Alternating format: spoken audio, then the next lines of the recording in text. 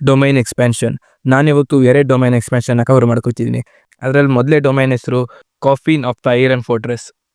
ಈ ಡೊಮೈನ್ ಒಂದೇ ಸಲ ಯೂಸ್ ಆಗಿದೆ ಅನಿಸುತ್ತೆ. ಇದರ ಯೂಸರ್ ಗೋಜೋ ಅಲ್ಲ, ಜೋಗೋ. ಈ ಡೊಮೈನ್ನ ಗೋಜೋ ವಿರುದ್ಧ ಯೂಸ್ ಮಾಡ್ತಾನೆ. ಅದು ನೀವು ನೋಡಿರ್ಬೋದು ಸೀಸನ್ 1 ಇದೊಂದು ಲೀಥಲ್ ಡೊಮೈನ್ ಎಕ್ಸ್ಪೆನ್ಷನ್ ಆಗಿದೆ. ನಿಮ್ಗೆ ಗೊತ್ತಿರ್ಬೋದು ಲೀಥಲ್ ಡೊಮೈನ್ ಎಕ್ಸ್ಪೆನ್ಷನ್ ಅಂದರೆ ಅದು ಶೋರ್ ಹಿಟ್ ಅಟ್ಯಾಕ್ ಅಂತ, ಅಂದರೆ ನೆವರ್ ಮಿಸ್ ಅಟ್ಯಾಕ್. ಅದು ಅಟ್ಯಾಕ್ ಯೂಸ್ ಆಗೇ ಆಗುತ್ತೆ. ಏನಾರ ಒಂದು ಎನಿಮಿಯ ಡೊಮೈನ್ ಎಕ್ಸ್ಪೆನ್ಷನ್ ಒಳಗಡೆ ಸಿಗಾಕೊಂಡ್ರೆ ಹೈಟ್ ಅವನಿಗೆ 100% ಬಿದ್ದೇ ಬೀಳುತ್ತೆ. ಹಾಗಿದ್ರೆ ನೀವು ಕೇಳ್ಬೋದು ಗೋಜೋ ಹೆಂಗೆ ಇದನ್ನು ತಪ್ಪಿಸ್ಕೊಂಡ ಅಂತ. ಅದು ಈಗ ಒಂದು ಲೀಥಲ್ ಡೊಮೈನ್ ಎಕ್ಸ್ಪೆನ್ಷನ್ನು ನಾವು ತಡಿಬೋದು. ಅದಕ್ಕೆ ಒಂದು 3-4 ಥರ ಇದೆ. ಅದರಲ್ಲಿ ಡೊಮೈನ್ ಆಂಪ್ಲಿಫಿಕೇಶನ್ ಮುಂತಾದ ಟೆಕ್ನಿಕ್ಸ್ಗಳಿದೆ.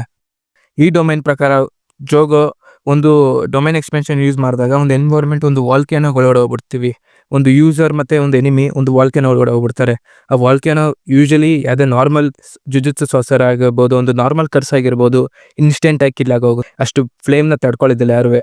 ಆದರೆ ನಮಗೆ ಗೋಜೋ ಗೊತ್ತಲ್ಲ ನಿಮಗೆ, is bill different. Normal saucer ಆಗಿದ್ರೆ ಇನ್ಸ್ಟೆಂಟಾಗಿ ಕಿಲ್ ಆಗೋಗ್ಬಿಡ್ತಾನೆ.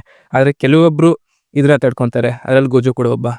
ಈ ಡೊಮೈನ್ ಪ್ರಕಾರ ನಮ್ಮ ಜೋಗೋ ಅದರ ಎನ್ವೈರನ್ಮೆಂಟ್ನ ಕಂಟ್ರೋಲ್ ಮಾಡ್ಬೋದು. ಅಂದರೆ ಅವನು ರಾಕ್ಸ್ನ ಕಂಟ್ರೋಲ್ ಮಾಡ್ಬೋದು, ಮೌಂಟೇನ್ಸ್. ಈಗ ಒಂದು ವಾಲ್ಕೇನೋ ಮೌಂಟೇನ್ ಆಗಿರೋದ್ರಿಂದ ಅಲ್ಲಿ ಲಾವಾ ಕೂಡ ಇದೆ, ಅದನ್ನು ಕೂಡ ಕಂಟ್ರೋಲ್ ಮಾಡ್ಬೋದು. ಈಗ ಶೋರ್ ಹಿಟ್ ಅಟ್ಯಾಕ್ ಆಗಿದೆ. ಇದನ್ನು ಗೋಜೋ ಹೆಂಗೆ ತಪ್ಪಿಸ್ಕೊಂತಾನೆ ಅಂದರೆ ಒಂದು ಡೊಮೈನ್ ಎಕ್ಸ್ಪೆನ್ಷನ್ನ ಇನ್ನೊಂದು ಡೊಮೈನ್ ಎಕ್ಸ್ಪೆನ್ಷನ್ ಒಳಗಡೆ ಕೂಡ ಹಾಕೋದು. ಇನ್ಫಿನೈಟ್ ವೈಟ್ ಒಳಗಡೆ ಅವನು ಕೂಡ ಹಾಕ್ಕೊಳ್ತಾನೆ. ಆಬ್ವಿಯಸ್ಲಿ ಈಗ ನಮ್ಮ ಜೋಗೋದು ಡೊಮೈನ್ ನಲಿಫೈ ಆಗೋಗ್ಬಿಡುತ್ತೆ. ಅರ್ಧ ಹತ್ರ ಇದು ವೀಕ್ ಡೊಮೈನ್ ಎಕ್ಸ್ಪೆನ್ಷನ್ ಅಲ್ಲ, ಇದೊಂದು ಲೀಥಲ್ ಡೊಮೈನ್ ಎಕ್ಸ್ಪೆನ್ಷನ್. ಯಾವುದೇ ಲೀಥಲ್ ಡೊಮೈನ್ ಎಕ್ಸ್ಪೆನ್ಷನ್ ಸ್ಟ್ರಾಂಗ್ ಇದ್ದೇ ಇರುತ್ತೆ.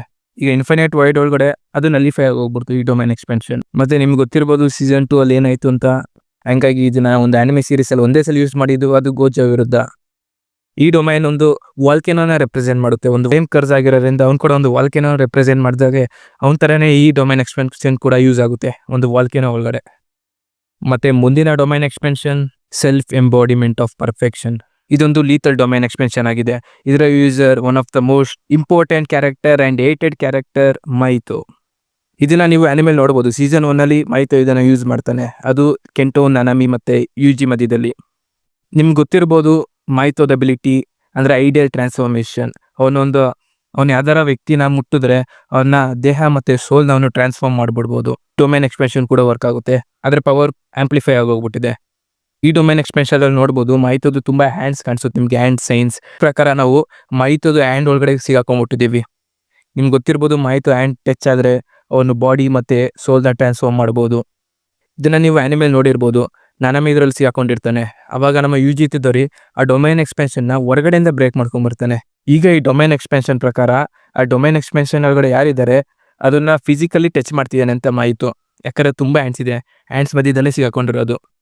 ಈಗ ಯುಜಿತಿದೋರಿ ಬ್ರೇಕ್ ಮಾಡ್ಕೊಂಡ್ಬಂದಾಗ ನಿಮ್ಗೆ ಗೊತ್ತಿರ್ಬೋದು ಯುಜಿ ಒಳಗಡೆ ಇರೋದು ಸುಕುನಾದು ಸೋಲ್ ಇದೆಯಲ್ಲ, ಆ ಸುಕುನಾದು ಸೋಲ್ ಟಚ್ ಆಗ್ಬಿಡ್ತು ಇವನಿಗೆ ಡೊಮೈನ್ ಎಕ್ಸ್ಪೆನ್ಷನ್ ಒಳಗಡೆ. ಅವಾಗ ಇವನು ಸುಕುನಾದು ಸೋಲ್ನ ಇವನು ನೋಡ್ದ, ಯಾರು ಮೈತೋ. ನಿಮ್ಗೆ ಗೊತ್ತಿರ್ಬೋದು ಸುಕುನ ಎಷ್ಟು ಪವರ್ಫುಲ್ ಕರ್ಸ್ ಅಂತ. ಸುಮ್ಮನೆ ಕಿಂಗ್ ಆಫ್ ಕರ್ಸಸ್ ಅಂತ ಕರೆಯಲ್ಲ ಅವನನ್ನ. ಆಬ್ವಿಯಸ್ಲಿ ಈಗ ಯುಜಿತಿದೋರಿ ನಾನು ಮುಟ್ಟಕ್ಕಾಗಲ್ಲ, ಯಾಕಂದರೆ ಯುಜಿ ಒಳಗಡೆ ಇರೋದು ಸುಕುನ. ಮೈತೋದು ಮೇನ್ ಟೆಕ್ನಿಕೇ ಅದಾಗಿರೋದ್ರಿಂದ ಆ ಡೊಮೈನ್ ಎಕ್ಸ್ಪೆನ್ಷನ್ ಅಲ್ಲೇ ಫೇಲ್ ಆಗೋಗ್ಬಿಡುತ್ತೆ. ಹಂಗಂತ ಇದು ವೀಕ್ ಡೊಮೈನ್ ಎಕ್ಸ್ಪೆನ್ಷನ್ ಅಲ್ಲ. ಅಲ್ಲಿ ಯುಜಿ ಬಿಟ್ಟರೆ ಬೇರೆ ಯಾರೋ ವ್ಯಕ್ತಿ ಇದ್ದಿದ್ರೆ ಅವರಲ್ಲೇ ಇನ್ಸ್ಟೆಂಟಾಗಿ ಅವ್ರ ಕತೆ ಮುಗಿತಿತ್ತು. ಓಕೆ, ಇದಾಗಿತ್ತು self embodiment of perfection domain expansion. Video ಹೆಂಗೆ ಅನಿಸ್ತು ಕಮೆಂಟ್ ಮಾಡಿ ತಿಳಿಸ್ಬೋದು. ಮತ್ತು ನೆಕ್ಸ್ಟ್ ಯಾವ ಡೊಮೈನ್ ಎಕ್ಸ್ಪೆನ್ಷನ್ ಎಕ್ಸ್ಪ್ಲೇನ್ ಮಾಡಬೇಕು ಕಮೆಂಟ್ ಮಾಡಿ ತಿಳಿಸ್ಬೋದು ನೀವು.